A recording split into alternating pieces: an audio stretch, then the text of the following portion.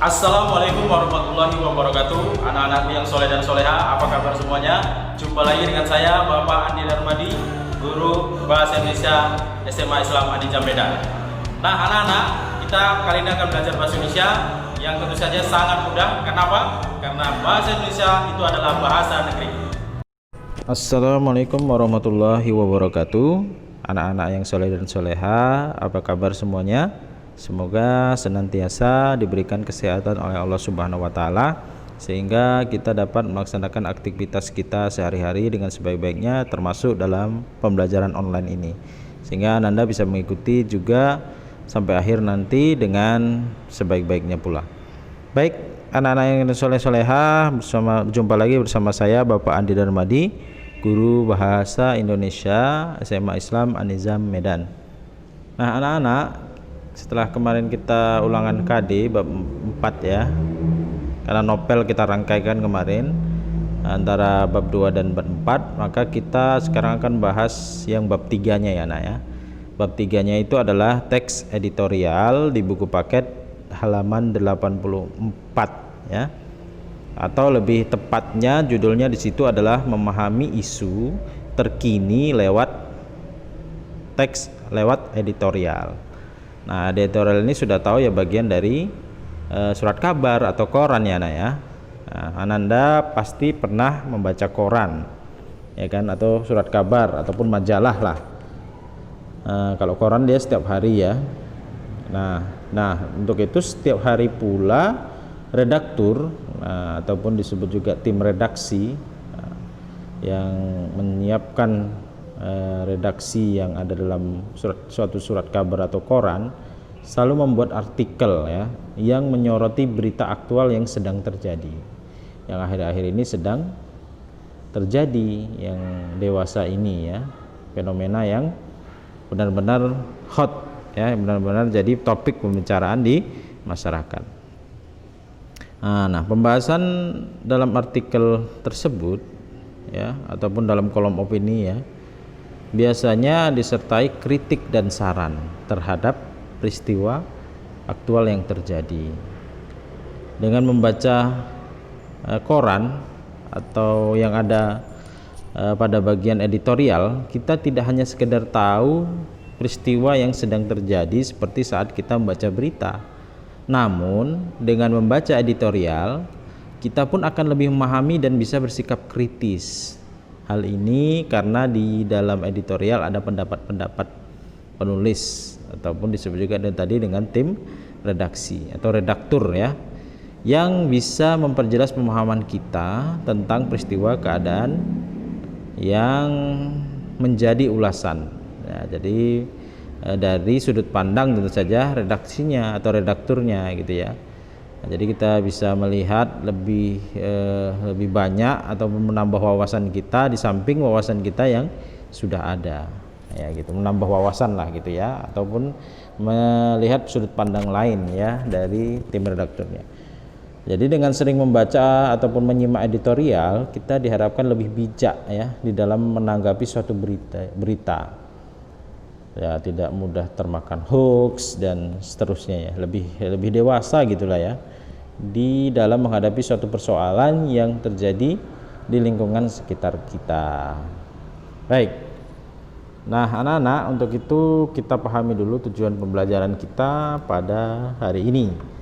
Yang pertama, siswa diharapkan mampu untuk menentukan isu aktual dari berbagai media informasi.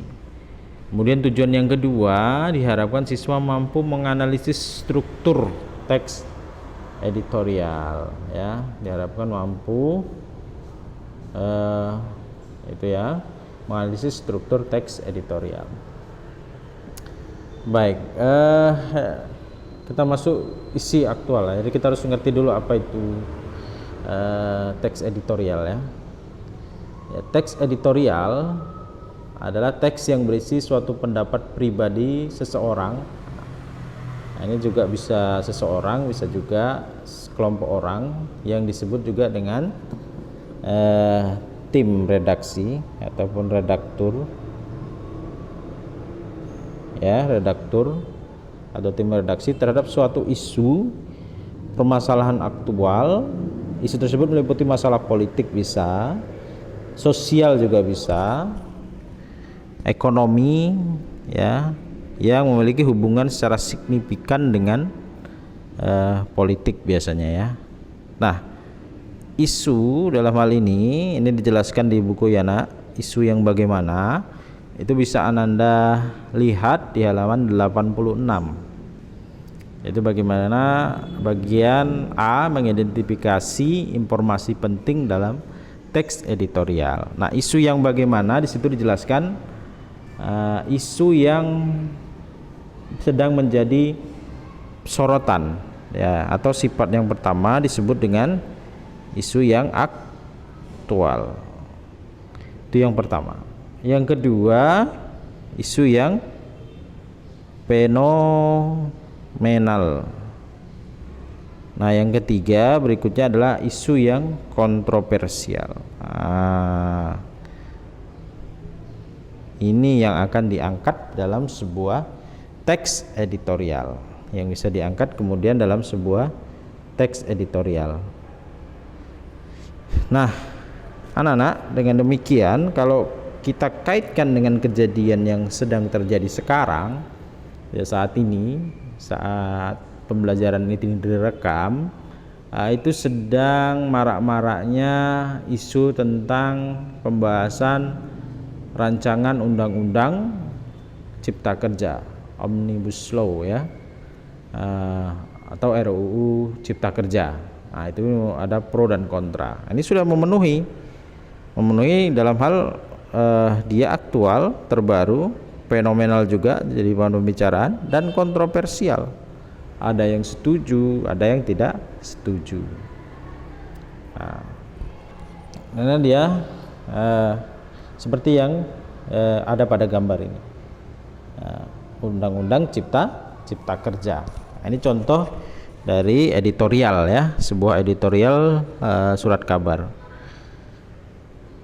Baik, berikutnya editorial dalam suatu media massa cetak ya, dalam hal ini biasanya dia berada dalam rubrik yang sama yang disebut juga dengan opini ya, kolom opini ya. Opini itu biasanya terdiri dari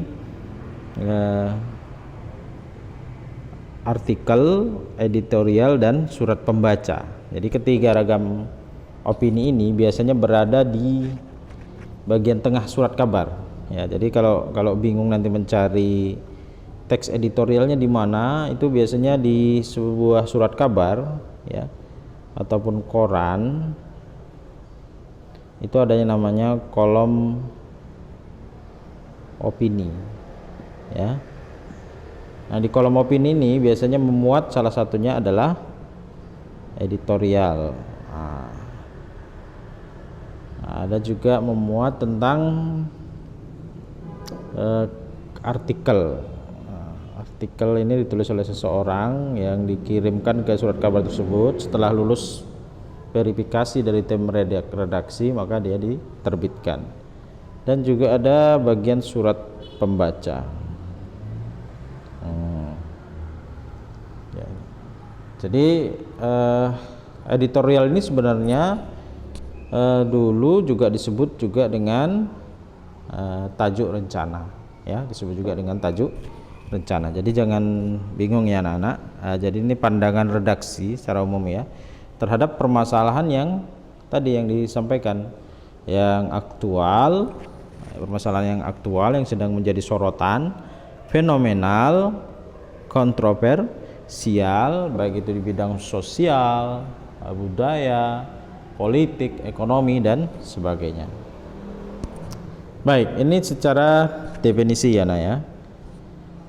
Kemudian opini yang kemudian akan disampaikan dalam sebuah teks editorial. Nah, jadi kita harus memahami ini karena editorial ini bukan berita.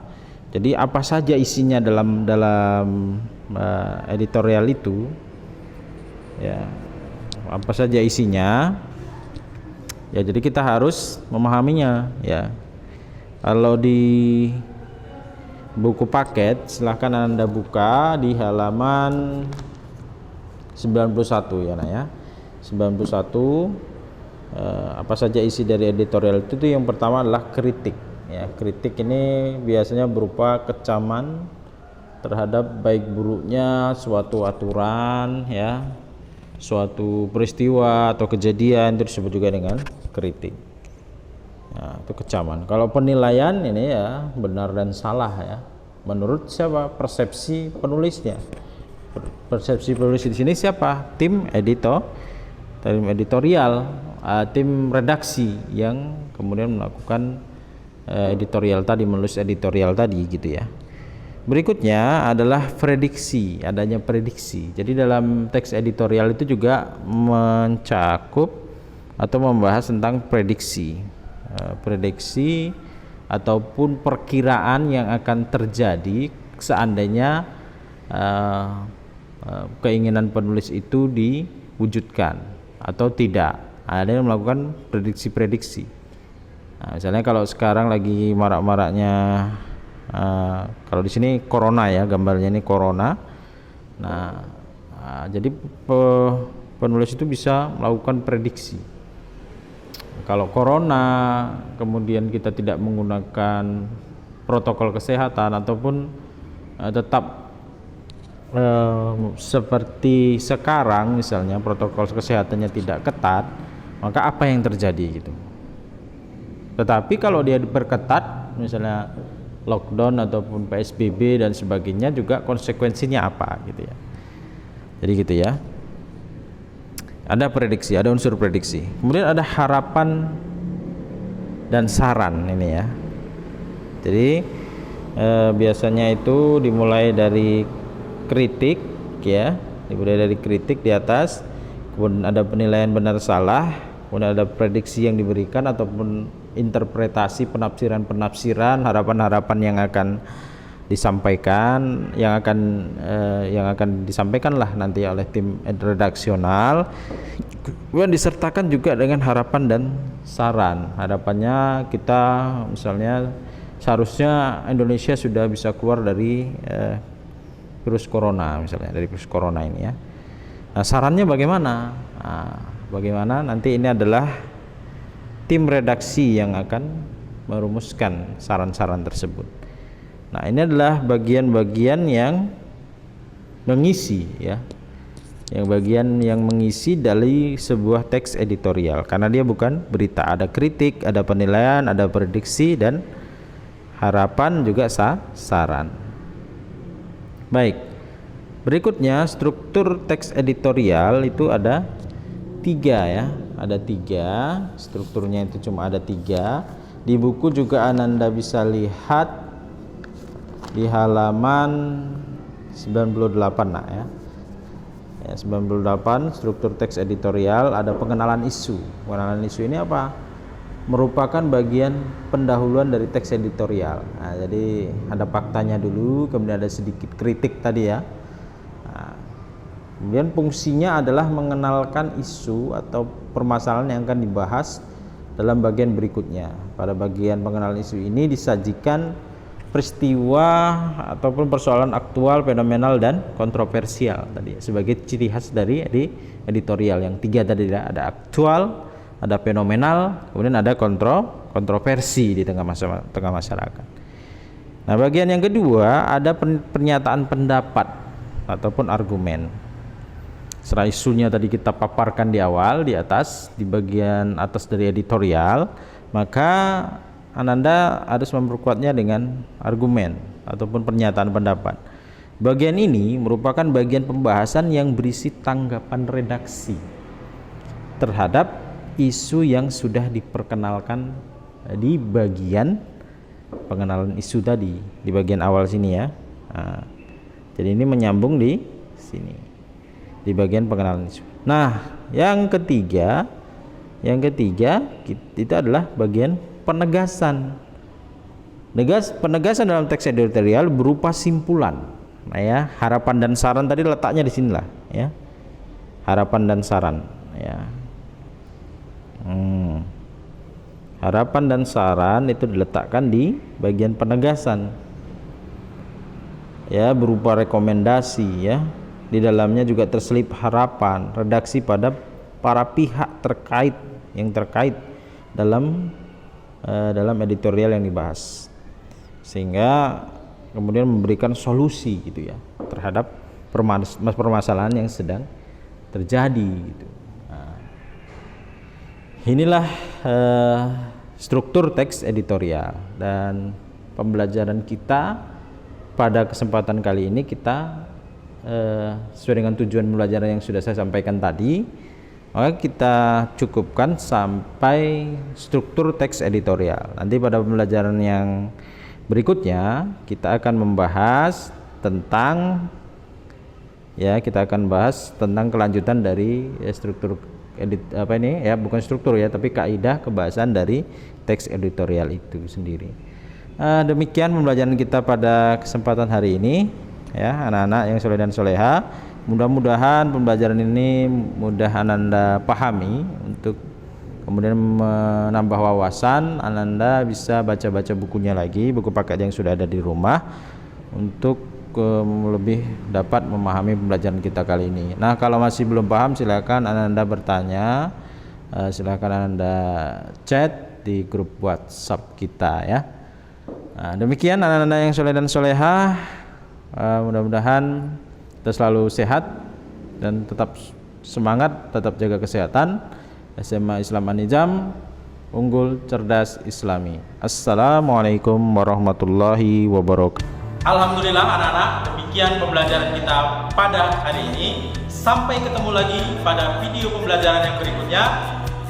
Jangan lupa like, comment, and share. SMA Islam An-Nizam, unggul, cerdas, Islami. Assalamualaikum warahmatullahi wabarakatuh.